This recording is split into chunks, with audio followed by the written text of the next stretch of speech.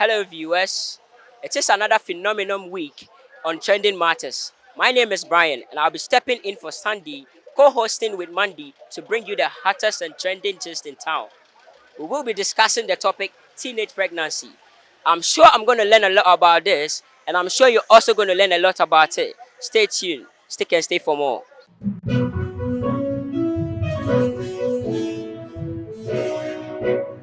Mommy, what should I say? Nyame adum. Okay, mommy, me doing the Brian now, sir. Mpacho me dia esi edua. Mommy, passion more and say, Busakakra, teenage pregnancy. Say, in collab between the age 10 to 15 years. And say, Oma is sexually engaged. Ama, Omo de any say, and son say, Omo age no more, no, Omonia, and Omo de Betty. It's Mommy Pessemi who I didn't try our sons. Eye emprowa nyinsa na ayekoso ne de. Bebre friyen awofo no. Awarija ya so timi de sa de ne ba. Awarija ya ba no be ma no etimi eja nkwala no hwe. Na ye san de koto oba no so. Se oba ni bia. Afi duru ba bia. Emu hwe no eden. Just oya buy one day. Ma me be start so de niam be so an. Pia water na yi. Okono onya be ma bia. O man bibi kakra bi pe. Na fe de entanu kan ho pa awofo ne side. Na say uche TV so a movie bi a yakokọ so nyum to ma ne yi wo mo no. Enu simpanifo timi eye bibi fa ho a nkaye. Na phone yi so ayo use kra no. Enu so timi ma enkwala ne me masem no e mampro anyi sen etibisi. Sima, Basham Besemi Busa Gentia, say, oh, ba, Bacho Waba with ya, or between the age from 10 to 15. Say, Mammy, oh, waffle me, say, oh, fear one day now, Oba the news and Bafia, then I obey. Oh, we are then akwala no akọfa ba. Kasachira na obe kasachira no, obe krokro no. Na nyame ya adom ne so ohia na sumudue mu a. Wa bọ no ho ban sa de ontimi kofa bie mu ma. Ne ye ya first okofa ba ye no. Obetua be no no ama na tinia ma biase na wansan ya kofa bie mu amba. Nte ya bambo ne kasachira obe kasachira na mane hu ne ma bi so. Mommy, Pachesisia, Ghana has a Mofra between the age of 10 to 15 years. Almost 555,575 for the last past 5 years. Or when you say, it's a person who watching training, Kasapa, or Mankola, and you will be our best video way. Our about say.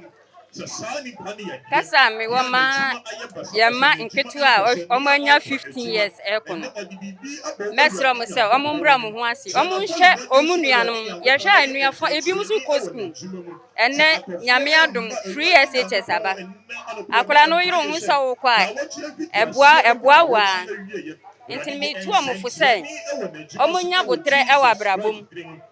Se wenya maami bi ana papa bi kura anka ho a ebi moton pia ota edi yeye ebi moton ahwede edi yeye enti wo kwa chin no obehwe ho ye no atwe ho afri be ma ho na se wo ye ne kakra nyame be ye wadom na osuwa ba benyin aboa omangana afutuo kakra me wo mankwala no se bia meme ba na akofa yinsendia magino ba kakra be kan animu So, Kakabe can you say? So one say I was so ma akura ni hu say wa ye mistake. Or some man who say mistake no, by mistake no so ntino. Ni nyina be gina the kind of relationship ani akola na ye den ewo. Akura bi wono ma on fa mba fie. Obekọ akobesin akoyi ama asin akoye abortion. Abortion so ni mu implications. Nti teenage pregnancy na very broad. Aya na hu say ne be ka na fa ba aya na ntete nso ka ho. Ene se ni awofo bia ne mba etie aya na esi kristosu nye ni nyina na e kristosu wo hwete ne kura nka abosom ne kura no nko mu nye teenage pregnancy te se ne mmere so bi this aba me fia magye no me hwe ne akura no ma na wo na ma kire ne se mema onye bibi sa bi Mommy, oh, this case, then I ought to imagine say, yeah, a bit must stop teenage pregnancy because normally, see the cases now in the last 5 years. No, we just sure say a bit must stop it though, but we can prevent it. Today, I watching about that. Discipline. And as is so no 21st century we ko discipline akwala nso ana akoye bibie wo ho no mo. Dinka discipline na ene nkyerɛkyerɛ. Discipline and teaching the child the right path and then having a cordial relationship with the child. So when you are any kind of friendship, or call you bibi wa bonten kra na ontimi nya dan en kan kyerɛw na sakwani hia bibi nso I say all the time the parents should be there to provide their needs for them. And then the kind of movies they watch, sometimes they want to experience it. And apart from discipline, I'm think self-esteem so can. Akwa bi wonu ma obu ne ho abonfia nti say be ma bi hu ne ho abonten na osese ne pe ya ne say oh your guy then she goes in for the person and then when there is no peace in the house too they decide to stay outside. You may have found say when you go for band me monument me nkono. Ni nya say me hwe na ma wa na o wi a na de say me ye ni bia na ma ye no. Say de ba ya on san go fa. Ni say ni me bi no betimi abona bravo say de say. Ti daddy, pacho Osha then na masa teenage pregnancy si eba e wo krom ha. Ye masa na ma ne ba ye. E fa ya na dodo na gina awofo no so. Obi a ye ndete nkola na ye. Eno ye number 1. Ena 1. Ena nkola ba social media ne ma no. Ema nkola na ni bire ne ma. Obi o pade akoto na se obisa ne ma me ne ma me anya bia ma na. Onu ate ase abonten. Eza zo be ma no bako akofa la bo onu akwanyim. Ye ba sa na se eni ne de sa ne ma ne ba. Ti daddy pacho then na infect her. Edema nkola teenage pregnancy nkola omo between the age from 10 to 15. How many say Osha at that age no. Then na is so ebetimi aba ne so. Oh, be ha na bra wo gangan ne ngomesua. Be ma ne ngomesua akofom. Obi ono okofa sa yin sa ne background mi ntua school so bi. Ena se wa anya djuma fa bi anya bo na akola no ni nam basa. Te no be ma ne ma mebrebe sa wo ji awofo na bia wo ka se wo hwa akola ne edi a. Be ma obeti mesin bia da na sa obaji akola na wakofa ba no. No wa ma na to no school so. Awa awofo na basa no amoni ankono ho a. Be ma na bra bo be basa. Titapa mpacho de na ewa agentra owo de ma nkola mbehwe video we ni obi brara owo abonte a otie obia Na dwi nkyerɛ ne sɛ ɛna nkola aba no yɛ ma nkola no hunu nyame yɛ ma mu nsuro nyame the bible say kyerɛ abɔfra kwa wɔn faso wɔnyina wɔn mfiri ho yɛ ma nkola no ehunu nyame bata kenka yɛ bɛma saa ne ma nneɛma wɔ etuo betwa yɛn tete nkola no yɛ mi ani nkɔ yɛ ma no ho ne nya yɛ yɛ saa bɛma nkola no saa abra bɔbɔ ne na besu etu betwa yɛ gya nkola no agyegye mu saa deɛ ne on bɛ wo rough saa. Have you ever had an encounter with people trying to be in a relationship with you? Because I can tell yes, you're a please. teenager. A lot. And how do you go by it? Oh, I reject them because I'm not yet ready. I feel I'm too young. Feel you are too young. Yeah. Okay, that's good. So what if you have a friend and she or him is engaged in this kind of teenage program? What would you like suggest for them to do? Some say for you to have sex with someone, sorry to say, you have to protect yourself. But I don't think it's the best way. The best way is just to get married to the person. That's when you get a person pregnant, you feel okay.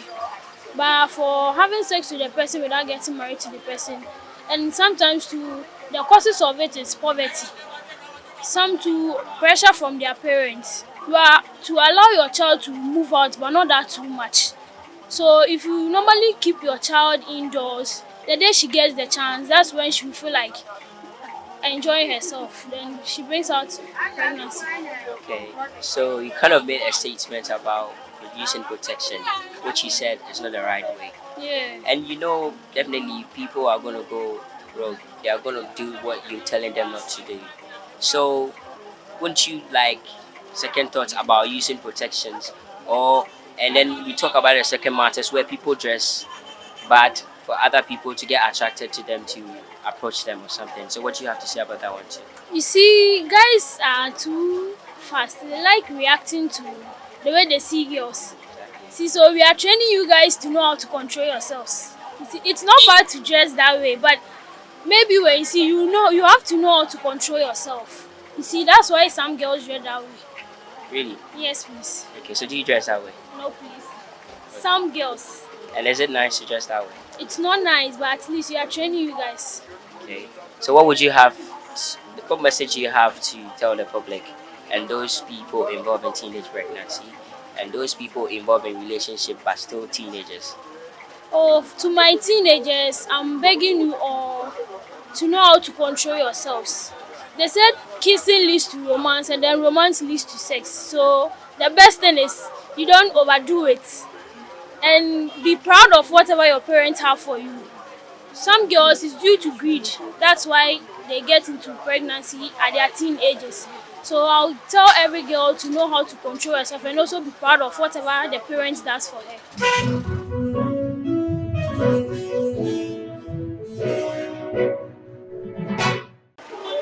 Teenage pregnancy na ekoso no. Enkwada na efa ye nkwada boni. E na efa nso free broken home. Eno nso so de sa ohawo no ba. E na ayonkogro. Akwada bi wo ho a wo be ye ne den wo kotwene be fie kro obesan ya akọ. Eno nso de sa de no ba. Nti ade akoso sese no mom de ano odin. Cause akwara ni timi ya kwara boni a bibia ni ho aboka ekona su chenso kwaji na ni so obi kura wo ho a wakonye mkura no wuwi a obeja kwara no wo fi asanya me bi wo mi fi wo wuwie ye no ya oni nam ho saa yehu ye no oja kwara no asan tina dia koso no I am paibo. Mama, pastor, our same kind mono, Osina, a be will fee. Some compassion me bisa say, a banisano, we are there now, we are there far. I will like a seminar. I dare now become. I could also no Johnny free fee.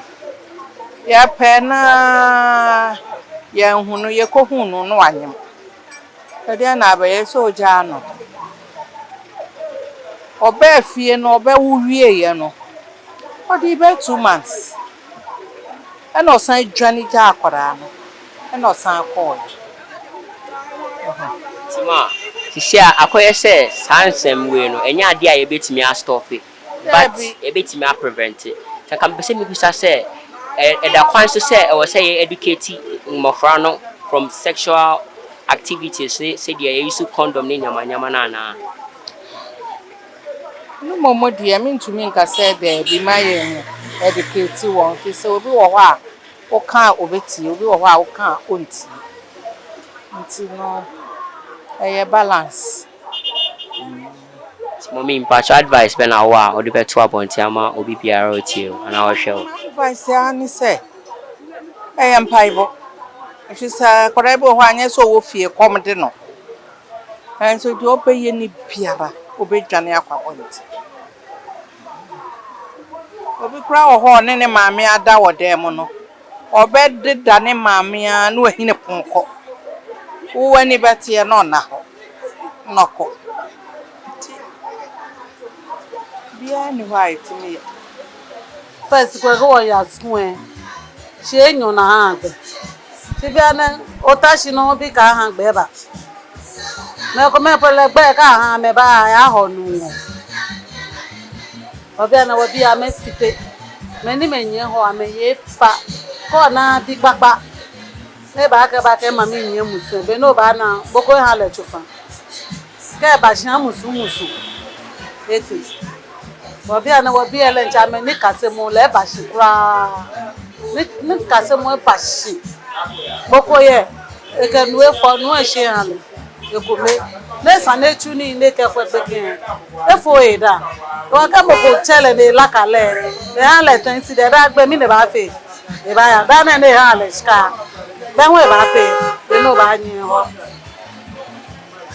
Ma often mean how my people are ani ehia ke shimpo ba chon abefa o lebeni ayusu condom ke beni oba chosele ke ha ye ne kigbeja kondon le benya fitele kura kondon benya fitele aga wo yi no ke wo fe wo te chuanse wo ma mini na kata me ole no ndi chuanse wo ko te no ma mi ba shi o to ha bu yi ba chepo ke tashi atembi kanu ko na bode ka gbasa ne po ewo ko wo ke o to no ya fun e no fi awula bona no fi awula ka moko cheba je no ba je le o fa de mami etumi bona she bia ne follow e ko am be de kapona ebi ete tu se we akotu se o de he Sunday ebi e wo o ebi wo ko le follow e yawo ebi nya akona ake wo bi ene hospital gbene no ka twa 10 ke ya 10 years 15 le ke jole petition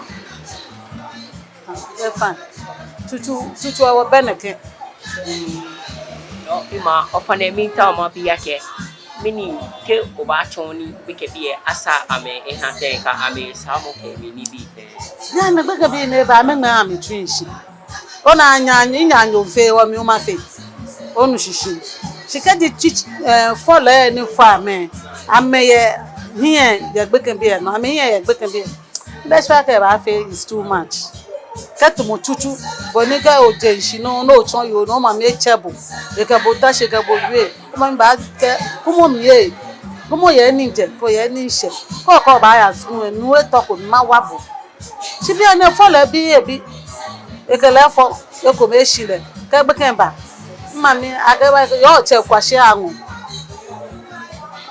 bo la ke echeje eye nu kokoro eche un la ke mami je eye nu kokoro we hani gbe ken bi amefite bo mi sisi ima ofane mini jigbeja no to do ni wo ba ni wo fe ke kudo de ke saji ne yake ekumo no koni mina ke abanye ni an e pakra e system ni jigbeja no to no ni ba so bo e lo je ke o fo bi le innocent baby lo ke le ba je le ni tafra che nu e ke bo e pa isani bo yo o chohe lo ko bi le ni bo ke nu e aya face mina ke bi ni fo ni nu e ke mi pa e sha ko gbe ko ni ma ke bi aka yo aish ka o papa de ga mi hand e papa ko mbile o mi sisi bani na shi no ne ke fite mo ba no ji ko bibi bo shika yo che ko lu eje o mi sisi shika ke ya la bu ele e ba yi o mi sisi no wa ke wo ba nye wo fo wo bi ni wo chon le o bi ani no ke ya papa je ninu ko na le habo nmo ya ni mami na se ni school fees e mami ke ya papa je wo ni ya ba e mo 50 Ghana na ke ya wo ke de se ya je se ke e ta wo le mami e hale le mami e le je budo ke papa ya fe jo le gbe ken le eko se me no ke ya papa no wo be ba ya nu ko wo bo mami e pi jina ni wo fiti obi e ona tani suku en Sunday e ba fiti ne ma ofane mini ji advice no yo ke ha follow e ke gbe ke bi advice ele mi na advice no ji bo ba ya wo chuchu ko fo bi obi le o kele gba Sunday le ji onyan o kele ba gba Sunday o kele ba gba Sunday ona o kele ayu aka nbi ya ne ni ho ni o papa ne ni ho ni bo e we to mi o nu fe no ta wo ba bi mi no ni bo ko ba la ka bo ye ma mi ma ha bo o nu fe no ta wo ba ma fe ma bo mbe shwa ke ko bi le nye ma mi ni mo ko chele po le ke wa wula na ke mo tensi wa ke ma mi ke nka he mo kushka bo ni shishi aka ke plan fite ni bo ma mi e o fi shi ona ni ko bi le eyan nu ko ye school le ba twa bo ma mi ni touch cho che ko lo e be na to ra e je ona o ke ba esani be kan abashian asho ile e bashian ma mi ba school fees ya bi oche nyi ko se nyi ko e ani ya la bo aba ahi wo bo chon gbe kan bi ahin akeke ya papa je ni gbogbo na le chele awula ngo ya asho mi school fees ma mi ge yan papa je do mi ya le ko 500 de han le sister wo ko de so ya je sike e ta wo ni mami e han le bo ke nu e lo bi yen pe gbe kan be mi o bo han le ni bo ya face nu e o ti hun ji ka o fo bi no bi yen ba fan fa no chon le Kristo bonu shishi mi bi ni yeyo 30 years elenu ni bo mo dan ke si dele mi je mo fe mo ba fo le bi ba ke Mami Maya school. Ona, wako na can be na kan. Na ke na kan boys are no fishing. No be as no ko everything. She catch be ya school. Catch be like we ask le be le. Ni be le twam le mami go aba school e nge yo. Mami le bi le na ba no ken. Bad ni bi e lo boni gan. Mami le di shi le bi ma go fa ni bi e nyi yo school ni ke mo ko me ke o. O bi le dey school ni ke o dey da na ya slang. Ni la hu eye mo ko ni. Ko na ke ko last no be shoot time ya bi mo ko ni e no e ko last. They won't feel like I feel on ni. Wako ofu bi na kan. Ko ben. Wo mo ko je la ka shi awla neke he mo shikani.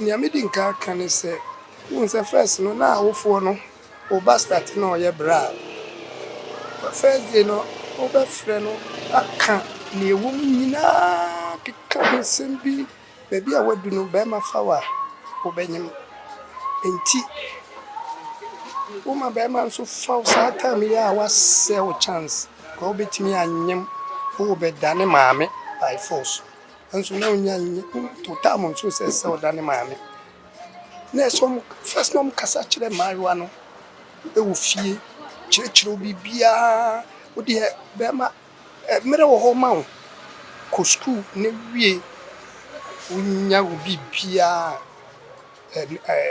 be ma ne de o mo ho bebre wo be nya bi be se sie ya wa ye bre se wonim na wonim be ma bi frew na ko na o de ne ho ka pe wo benyem wonyem nso a wo life a eden ti first no na awofo no timi kire nkwada no be sisi antisa na times nso no na akwara no school na okono kura efie nye to bi de 1 city 2 city 1 city na be na wa mo ano andi one day no wajano so at yes because ya beginning ya nsan kasa nkyere ne wo fie omo abazeze omo nkasa nkyere omo ma no obi o sika de ne ma no o ma ni bibia stafo ma no ma ni bibia nti enye easy se o mo benyim ba heart so ati ase aje bi aje efies kanim o ko school kure bi ana ni ska bia na de be ma no na hu se ne nam fufu skafo ma bia ni abe drop no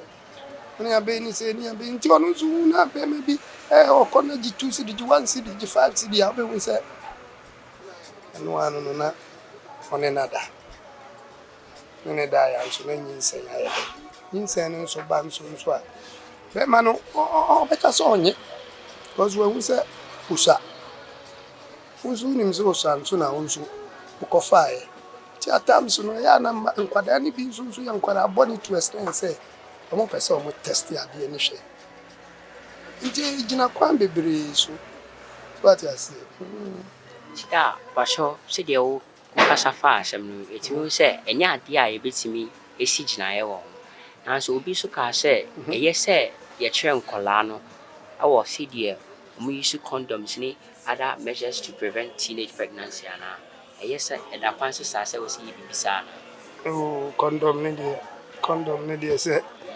ono opa no use so what you say opa no use ɛde ne de ni nyina be depend be ma no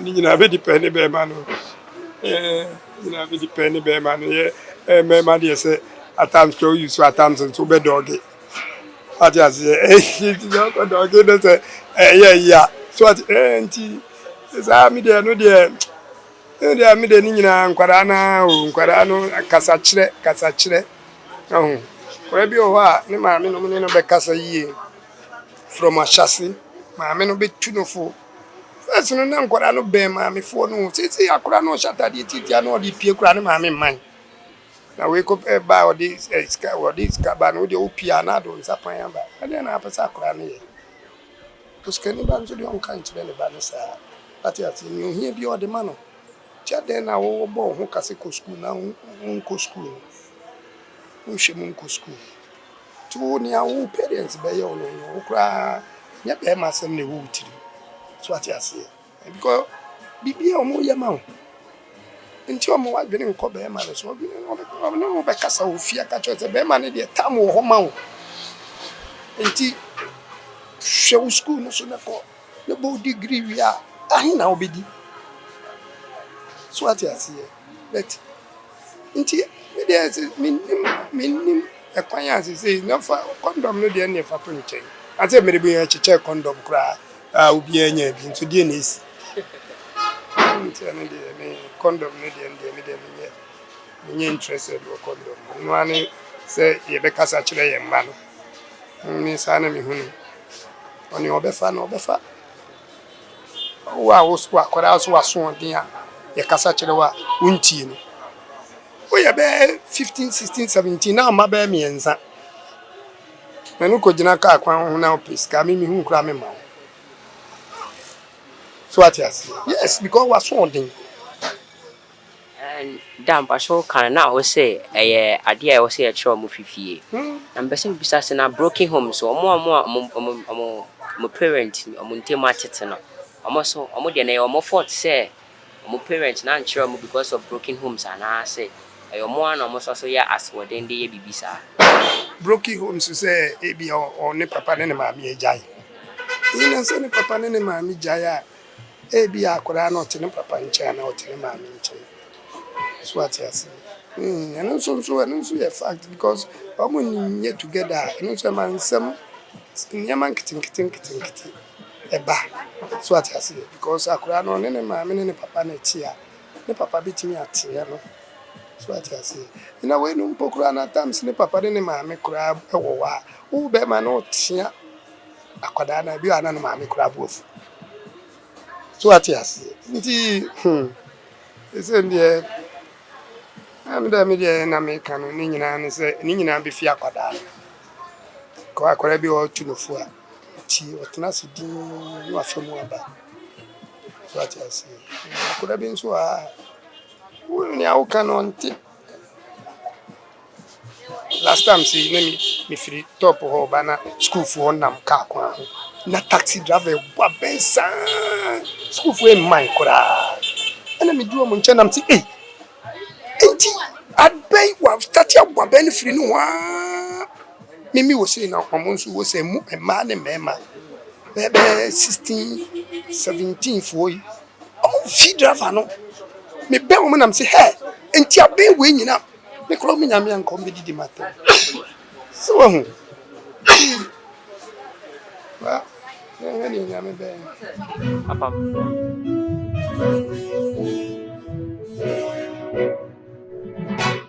Teenage pregnancy, you make my can say Ghana and Peniforo. Mono Abudi anymore. I'm going to some more because teenage pregnancy, and then Grana Mapa, iPhone phones 7 years old, phone or Facebook. What you say? Facebook will be big over the world. Okay? Now, when I can work, I don't know. No, sir, who overthinker and mark feelings. Come on. Now, I said, don't know, so feelings of a year or change or bar more bone heavy. What you say? Ain't it so no clock to one or yes, anyone 10 years, 12 years ago. While calling them from Facebook. So, but I'm there, no money about phone and casa. Sound question to think was no. It's some of the democracy and nobody share so. And I Facebook, I said to be a back and question be and crying now Facebook. So, what I say, and crying now Facebook. Every beer, don't put the animal cancer animal. To be cancer animal that teenage pregnancy no. A very few because you know, you have a problem, next animal you want teenage pregnancy needs you was her. So, what I say, first of all, buy the wire go black. You go black, mom say see, and echo. You say teenage pregnancy, plus 7 years, and now plus 7 years with iPhone 6, 9 years with iPhone 6. So what are the two phones? 9 years with iPhone 6. Now iPhone 6 no code the whole world. I guess you know, polo, any Facebook. Those are a credit one born to swim. When you're 10 years, so that corona begin I say, one. Now, person can day. But I'm so much for most solar mass some Makuman. Omodia, teaching in India, one idea, and I want to tell my own from Facebook. Almost cast some money for the and then ideas. I become yes, idea. I two computer used to be back. One person idea. My back found one for Christo. Office ceremony. Yes, idea. I bet and told computer used to be back. Hello. Pacha FM Brian. FM Kofi Jan. Pacha Pomo. I'm not also Pacha the Boko. Pacha chicken komo kakra for teenage pregnancy. Pacha me sure say we need teenage pregnancy. Oh, teenage pregnancy there. And say I cream we friend no. Emprenwa wo. Cream sana e kana for. Me the woman say obu wa e fa bibi for unto social studies here. Financial problem wo na busuafo no. No money be. Said them partners and to who are the Bama say, Obu say, you man papa want to be one, just offer Bema. What must not sample on one end. Abba. And I want to and I'm a man, so say, young sample on here, and so much energy. Oh, Maba, make us also say, make us also say, and we are some so mono sounds so no energy. So, and I said, that's all they be mobile phone. Now, make us also make come and also the yesterday. Let me come and send a maker. Also, business also. That's one come back. And the gentleman make us answer. Or mobile school for one by also mobile. So, the mobile, I will almost school Musana. How many have been to almost buy and said you money can capra. So, what must it be a present right? Me come and quite yank. A common quantity. Pacha we are sense so Reeby e won there. Oh, the woman said me mama there come omo basa dia omo mama man su condom. Omo su condom enen kaye. Ba na boni be omo mama na su condom enen kaye. Omo su condom fine. Pacha o che say Amumba mama we use condom na musumbe use condom and let us say a good say money mbofra from the age 30 years that won say mpa no anwea Bible e ka onya na Bible si ya won say mpa no anwea nti no Bible na e ka onya na meka Bible so won say mpa no anwea nti ya school for na bande menu omu na enke ni omu wo no mo ni nyam nyam be anti ene ye but you say wasemo so wo baba enti na me bon prayer say ko bosi ma me hu baba me menti ma wo be ma ti me si me de oba pa de me hu baba na oba be ma so is ati wani mo me pele sa ba o ni obi ba nyima o ewa o jituma ni problem bia.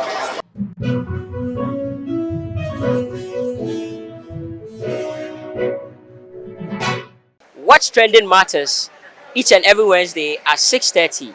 My name is Brian. I am your host for today. I'm sure you are excited. Catch you next time. Bye.